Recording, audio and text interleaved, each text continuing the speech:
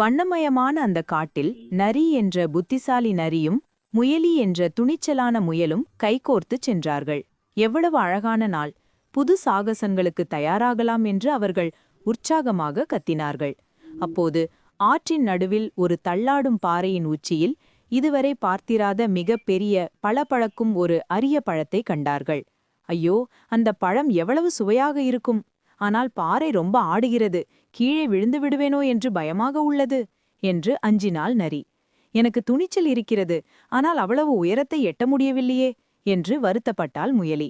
உடனே நரி, ஒரு யோசனை இருக்கிறது, பாறையை நிலைநிறுத்த வேண்டும். முயலி, ஆற்றின் ஓரத்தில் இருக்கும் 3 உறுதியான மரக்கட்டைகளை நீ இழுத்து வா என்றாள். முயலி உற்சாகமாக கட்டைகளை இழுத்து வர இருவரும் இணைந்து அவற்றை பாறையின் அடியில் சரியாக வைத்து பாறையை அசைவில்லாமல் நிலைநிறுத்தினார்கள். நரி, இப்போது தைரியமாக ஏறு முயலி, கூட்டுழைப்பு கை கொடுத்துள்ளது என சொல்ல முயலி வேகமாக ஏறி பழத்தை பறித்து வெற்றியுடன் கீழே குதித்தாள். நரி, உனது புத்திசாலித்தனமும் எனது துணிச்சலும் இணைந்ததால்தான் நாம் வெற்றி பெற்றோம் என்று இருவரும் மகிழ்ந்தனர். அப்போது, ஆமாம் முயலி, ஒவ்வொரு நண்பருக்கும் ஒரு தனி பலம் உண்டு. நாம் இணைந்து செயல்படும்போது எதுவுமே அசாத்தியமில்லை என்ற உண்மை அவர்களுக்கு புரிந்தது. நீதி: ஒற்றுமையே பலம், நட்பில் வெற்றி நிச்சயம்.